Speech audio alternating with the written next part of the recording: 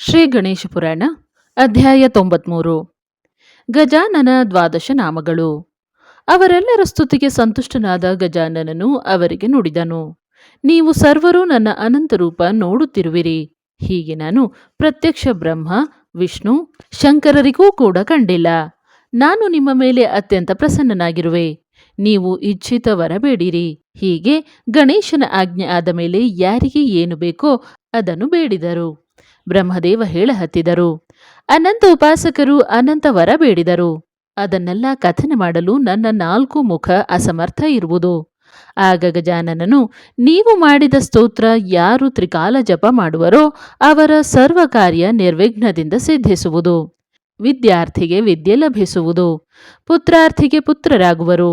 21 ಸಲ ಸ್ತೋತ್ರ ಪಾಠ ಮಾಡುವವರ ಸರ್ವ ಇಚ್ಛೆ ಪ್ರಾಪ್ತವಾಗುವುದು.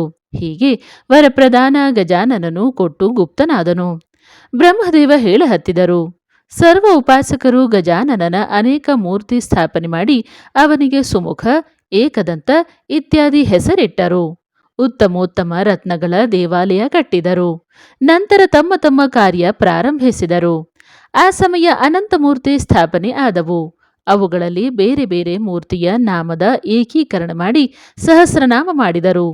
ಅದರಲ್ಲಿ ಈ 12 ಹೆಸರು ಆರಿಸಿ ತೆಗೆದಿರುವರು.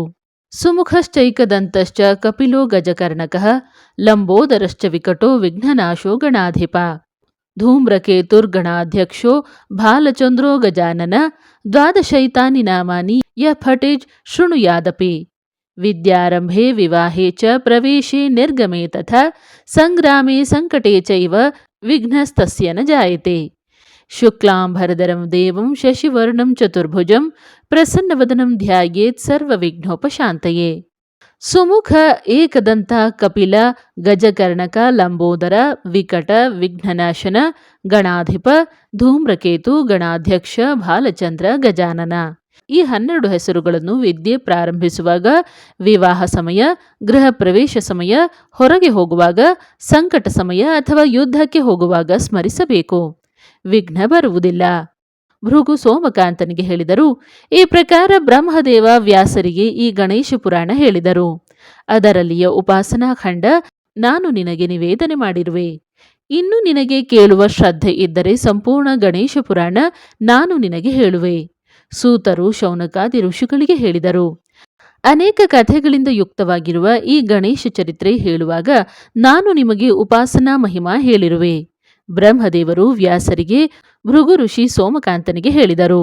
ಉತ್ತಮವಾದ ಗಣೇಶ ಪುರಾಣ ಯಾರು ಶ್ರವಣ ಮಾಡುವರೋ ಅವರ ಸರ್ವ ವಿಪತ್ತು ನಾಶವಾಗಿ ಅವರಿಗೆ ಅನೇಕ ಪ್ರಕಾರದ ಸುಖ ಪ್ರಾಪ್ತವಾಗುವುದು. ಉಪಾಸನಾ ಖಂಡ ಸಮಾಪ್ತಿ. ಶ್ರೀ ಗಣೇಶ ಪುರಾಣದ ಕ್ರೀಡಾಖಂಡ ಪ್ರಾರಂಭ. ಅಧ್ಯಾಯ 1. ರೌದ್ರಕೇತು ಬ್ರಾಹ್ಮಣನ ಕಥೆ. ಶೌನಕಾದಿ ಋಷಿಗಳು ಸೂತರಿಗೆ ಹೇಳಿದರು, ತಾವು ಶ್ರೀ ಗಜಾನನನ ಮಹಾತ್ಮೆ ಹೇಳಿದ್ದನ್ನು ಕೇಳಿ ನಮಗೆ ಪರಮಾನಂದವಾಯಿತು. ಆದ್ದರಿಂದ ಇನ್ನು ವಿಸ್ತಾರವಾಗಿ ಆತನ ಮಹಿಮೆಯನ್ನು ವಿಶದಪಡಿಸಬೇಕಾಗಿ ಪ್ರಾರ್ಥನೆ. ಸೂತರು, ನಾನು ನಿಮಗೆ ಉಪಾಸನಾ ಖಂಡ ಹೇಳಿರುವೆ. ಇನ್ನು ನಿಮಗೆ ಕ್ರೀಡಾಖಂಡ ಹೇಳುವೆ. ಈ ಖಂಡದಲ್ಲಿ ಗಜಾನನನು ಅನೇಕ ದೈತ್ಯರ ವಧೆ ಮಾಡಿ ಸಾಧು ಮತ್ತು ಗೋಬ್ರಾಹ್ಮಣರನ್ನು ಸಂರಕ್ಷಿಸಿದನು. ಆ ಸಂಬಂಧದ ಕಥೆ ಇರುವುವು. ಈ ಕಥೆಗಳನ್ನು ಪೂರ್ವದಲ್ಲಿ ವ್ಯಾಸರಿಗೆ, ಬ್ರಹ್ಮದೇವನಿಗೆ ಮತ್ತು ಸೋಮಕಾಂತರಾಜನಿಗೆ ಭೃಗು ಋಷಿಗಳು ಕಥನೆ ಮಾಡಿದ್ದರು. ನಾನು ವಿಷ್ಣು ಮುಖದಿಂದ ಗಜಾನನ ಈ ಆಖ್ಯಾನ ಕೇಳಿದ್ದೆ. ಅದನ್ನೇ ನಿನಗೆ ಹೇಳುವೆ. ಪ್ರತ್ಯೇಕ ಯುಗದಲ್ಲಿ ಗಜಾನನನ ಭಿನ್ನ ಭಿನ್ನ ಹೆಸರುಗಳು ಮತ್ತು ಭಿನ್ನ ಭಿನ್ನ ವಾಹನಗಳ ಧಾರಣ ಮಾಡಿ ದೈತ್ಯರ ನಾಶ ಮಾಡಿದನು. ಕೃತಯುಗದಲ್ಲಿ ಅವನಿಗೆ ವಿನಾಯಕ ಹೀಗೆ ಹೆಸರು ಇದ್ದು ಅವನು ಸಿಂಹದ ಮೇಲೆ ಆರೂಢನಾಗಿದ್ದನು. ತ್ರೇತಾಯುಗದಲ್ಲಿ ಅವನು ಮಯೂರದ ಮೇಲೆ ಆರೂಢನಾಗಿ ಮಯೂರೇಶ್ವರ ಎಂಬ ನಾಮಧಾರಣ ಮಾಡಿದ್ದನು. ದ್ವಾಪರ ಯುಗದಲ್ಲಿ ಗಜಾನನ ಹೀಗೆ ಹೆಸರು ಧರಿಸಿದ್ದಲ್ಲದೆ ಮೂಷಕದ ಮೇಲೆ ಆರೂಢನಾಗಿದ್ದನು. ಕಲಿಯುಗದಲ್ಲಿ ಅಶ್ವಾರೂಢನಾಗಿ ಧೂಮ್ರವರ್ಣದಿಂದ ಧೂಮ್ರಕೇತು ಈ ನಾಮಾಂಕಿತದಿಂದ ಮ್ಲೇಂಛರ ನಾಶ ಮಾಡುವನು. ಕೃತಯುಗದಲ್ಲಿ ವಿನಾಯಕನಿಗೆ 10 ಭುಜಗಳು, ತ್ರೇತಾಯುಗದಲ್ಲಿ ಮಯೂರೇಶ್ವರಿಗೆ 6 ಭುಜಗಳು, ದ್ವಾಪರ ಯುಗದಲ್ಲಿ ಗಜಾನನನಿಗೆ 4 ಭುಜಗಳು, ಕಲಿಯುಗದಲ್ಲಿ ಧೂಮ್ರಕೇತುವಿಗೆ 2 ಭುಜಗಳು ಇದ್ದು ಪ್ರತಿ ಯುಗದಲ್ಲೂ ಲೋಕಕಂಟಕ ಸಂಹಾರ ಮಾಡುವನು. ಪೂರ್ವದಲ್ಲಿ ಅಂಗದೇಶದಲ್ಲಿ ರೌದ್ರಕೇತು ಈ ಹೆಸರಿನ ಒಬ್ಬ ವೇದಶಾಸ್ತ್ರ ಸಂಪನ್ನ ಮತ್ತು ಸದಾಚಾರಿ ಬ್ರಾಹ್ಮಣ ಇದ್ದನು. ಅವನಿಗೆ ಶಾರದಾ ಹೆಸರಿನ ಮಹಾಪತಿವ್ರತೆ ಸ್ತ್ರೀ ಇದ್ದಳು. ಅವಳಂತಹ ಸುಂದರ ಸ್ತ್ರೀ ಸರ್ವ ಅಪ್ಸರಿ ಸ್ತ್ರೀಯರೊಳಗೆ ಅಥವಾ ಅಷ್ಟನಾಯಕಿಯರಲ್ಲಿ ಕೂಡ ಇರಲಿಲ್ಲ. ಕಾಲಾಂತರದ ಮೇಲೆ ಅವಳು ಗರ್ಭಿಣಿಯಾದಳು. ಆಗ ಅವಳ ಶರೀರದ ತೇಜ ಅತಿಶಯ ಬೆಳೆಯಿತು. ಅವಳ ಸರ್ವ ಬಯಕೆಗಳನ್ನೆಲ್ಲ ಪತಿಯು ಪೂರೈಸಿದ ನಂತರ ಅವಳು ಪ್ರಸೂತಳಾದಳು. ಆಗ ಅವಳಿಗೆ ಅವಳಿ ಜವಳಿ ಮಕ್ಕಳು ಆದರು. ಆ ಇಬ್ಬರು ಸುಂದರ ಆಜಾನುಬಾಹು ಮತ್ತು ವಿಶಾಲ ನೇತ್ರದಿಂದ ಯುಕ್ತರಾಗಿದ್ದರು. ತನಗೆ ಪುತ್ರರಾದದ್ದು ಕಂಡು ರೌದ್ರಕೇತುವಿಗೆ ಅತಿ ಧನ್ಯತೆ ಅನಿಸಿತು. ಬ್ರಾಹ್ಮಣರನ್ನು ಕರೆದು ಅವರ ಜಾತಕರ್ಮಾದಿ ಸಂಸ್ಕಾರ ಮಾಡಿದನು ಮತ್ತು ಅವರಿಗೆ ದೇವಾಂತಕ ಮತ್ತು ನರಾಂತಕ ಹೀಗೆ ಹೆಸರಿಟ್ಟನು. ದಿನದಿಂದ ದಿನಕ್ಕೆ ಆ ಪುತ್ರರು ಮೇರು ಪರ್ವತದಂತೆ ಬೆಳೆಯ ಹತ್ತಿದರು. ಒಂದು ದಿವಸ ನಾರದರು ರೌದ್ರಕೇತುವಿನ ಗೃಹಕ್ಕೆ ಬಂದು, ಹೇ ದ್ವಿಜವರ, ನಿನ್ನ ಪುತ್ರರ ಕೀರ್ತಿ ನನ್ನ ಕರ್ಣದ ಮೇಲೆ ಬಿದ್ದದ್ದರಿಂದ ನಾನು ಅದಕ್ಕಾಗಿ ನೋಡಲು ಬಂದೆ. ಚಿಕ್ಕವರಿದ್ದಾಗಲೇ ಅವರ ಕೀರ್ತಿ ಇಷ್ಟು ಪ್ರಸಿದ್ಧವಾಗಿರಲು ದೊಡ್ಡವರು ಆದ ಮೇಲೆ ಅವರ ಕೀರ್ತಿ ತ್ರಿಭುವನವೇ ಸಾಲುವುದಿಲ್ಲವೆಂದು ನನಗೆ ಅನ್ನಿಸುತ್ತದೆ ಎಂದು ನುಡಿದರು. ಈ ಪ್ರಕಾರ ನಾರದರ ಭಾಷಣ ಶ್ರವಣ ಮಾಡಿದ ರೌದ್ರಕೇತು ನುಡಿದನು, ಹೇ ನಾರದ ಮುನಿಗಳೇ, ನಿಮ್ಮ ಆಶೀರ್ವಾದದಿಂದ ಇವರು ಆಯುಷ್ಯವಂತರಾಗುವರು. ಇವರ ಮೇಲೆ ಕೃಪೆ ಮಾಡಿ ಇವರನ್ನು ಪರಾಕ್ರಮಿ ಮತ್ತು ಶತ್ರುಗಳನ್ನು ಜಯಿಸುವ ಸಾಮರ್ಥ್ಯ ಹೊಂದುವಂತೆ ಉಪಾಯ ನಿವೇದನೆ ಮಾಡಿರಿ ಎಂದನು. ರೌದ್ರಕೇತು ಮತ್ತು ಶಾರದ ಇವರ ಪುತ್ರ ಪ್ರೇಮ ಕಂಡು ನಾರದ ಋಷಿಗಳು ಆ ಇಬ್ಬರಿಗೂ ಪಂಚಾಕ್ಷರಿ ಮಹಾವಿದ್ಯೆಯ ಉಪದೇಶ ಮಾಡಿ ಅವರಿಗೆ ಶಂಕರನ ಆರಾಧನೆ ಮಾಡಲು ಆಜ್ಞೆ ಮಾಡಿದರು. ಅಧ್ಯಾಯ 2. ದೇವಾಂತಕ ಮತ್ತು ನರಾಂತಕ ಇವರಿಗೆ ವರಪ್ರಾಪ್ತಿ. ದೇವಾಂತಕ ನರಾಂತಕ ಇವರು ನಾರದರಿಂದ ಉಪದೇಶ ಹೊಂದಿ ಮಾತಾಪಿತರ ಆಜ್ಞೆ ಹೊಂದಿ ಘೋರ ಅರಣ್ಯಕ್ಕೆ ತಪಸ್ಸಿಗಾಗಿ ಹೋದರು. ಅಲ್ಲಿ ಅವರು ಅಂಗುಷ್ಟದ ಮೇಲೆ ನಿಂತು ಪಂಚಾಕ್ಷರಿ ವಿದ್ಯೆಯ ಜಪ ಮಾಡಲಾರಂಭಿಸಿದರು. ಆಗ ಶಂಕರನು ಪ್ರಕಟನಾಗಿ ಅವರಿಗೆ ವರ ಬೇಡಲು ಆಜ್ಞೆ ಮಾಡಿದನು. ಆಗ ಅವರು, ಹೇ ಶಂಕರ, ದೇವತೆಗಳು, ಮನುಷ್ಯರು, ಯಕ್ಷ, ಇಂದ್ರ, ಪಿಶಾಚ, ದಾನವ, ಸರ್ಪ, ಗಂಧರ್ವ ಮುಂತಾದವರಿಂದ ಶಸ್ತ್ರದಿಂದಾಗಲಿ ಅಥವಾ ಅಸ್ತ್ರದಿಂದಾಗಲಿ, ದಿವಸದಲ್ಲಾಗಲಿ ಅಥವಾ ರಾತ್ರಿಯಲ್ಲಾಗಲಿ ಮೃತ್ಯುವಿನ ಭಯ ನಮಗೆ ಇರಬಾರದು. ನಮಗೆ ತ್ರೈಲೋಕ್ಯದ ರಾಜ್ಯ ಲಭಿಸಿ ನಿನ್ನ ಚರಣದ ಮೇಲೆ ನಮ್ಮ ಭಕ್ತಿ ದೃಢತರವಿರಲಿ. ಈ ಅವರ ಬೇಡಿಕೆಯನ್ನು ಕೇಳಿ ಶಂಕರನು ತಥಾಸ್ತು ಎಂದು ಮಸ್ತಕದ ಮೇಲೆ ವರದ ಹಸ್ತವನ್ನಿಟ್ಟು ಅಂತರ್ಧಾನ ಹೊಂದಿದನು. ನಂತರ ಅವರು ತಪಶ್ಚರ್ಯ ಸಮಾಪ್ತಗೊಳಿಸಿ ಮರಳಿ ಮನೆಗೆ ಬಂದರು. ತಂದೆ ತಾಯಿಗಳಿಗೆ ನಮನ ಮಾಡಿ ವರಪ್ರಾಪ್ತಿಯ ವೃತ್ತಾಂತ ನಿವೇದನೆ ಮಾಡಿದರು. ಅದನ್ನು ಕೇಳಿ ಅವರಿಗೆ ಅತಿ ಆನಂದವಾಯಿತು. ರೌದ್ರಕೇತು ಶಾರದ ಅವರಿಗೆ ಅಭ್ಯಂಗ ಸ್ನಾನ ಮಾಡಿಸಿ ತಪಶ್ಚರ್ಯದ ಸಾಂಗತ್ಯಕ್ಕಾಗಿ ಅವರು ಬಹು ದೊಡ್ಡ ಬ್ರಾಹ್ಮಣ ಭೋಜನ ಏರ್ಪಡಿಸಿದರು.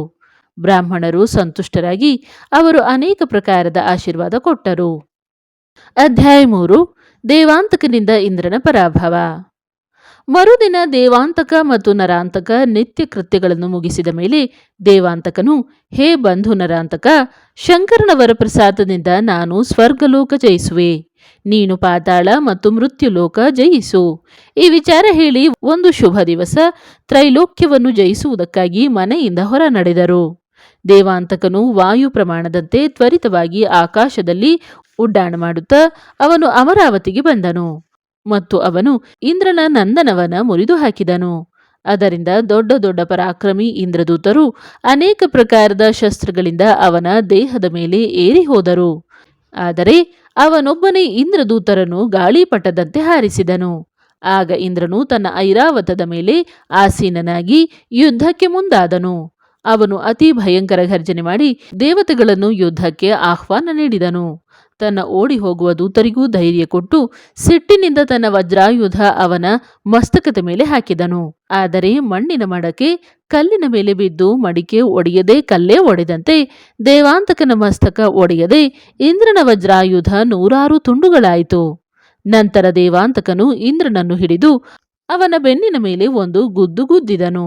ಅದರಿಂದ ಇಂದ್ರನು ಭೂಮಿಯ ಮೇಲೆ ಬಿದ್ದನು. ನಂತರ ಗಡಿ ಬಿಡಿಸಿ ಎದ್ದು ಅಲ್ಲಿಂದ ವೇಗವಾಗಿ ಪಲಾಯನ ಮಾಡಿದನು. ಇಂದ್ರ ಪಲಾಯನಗೊಂಡದ್ದನ್ನು ನೋಡಿದ ಸರ್ವ ದೇವತೆಗಳು ದೂತರು ಅವನ ಹಿಂದೆಯೇ ಓಡಿದರು. ದೇವಾಂತಕನು ಅವರ ಹಿಂದೆ ಬಿದ್ದನು.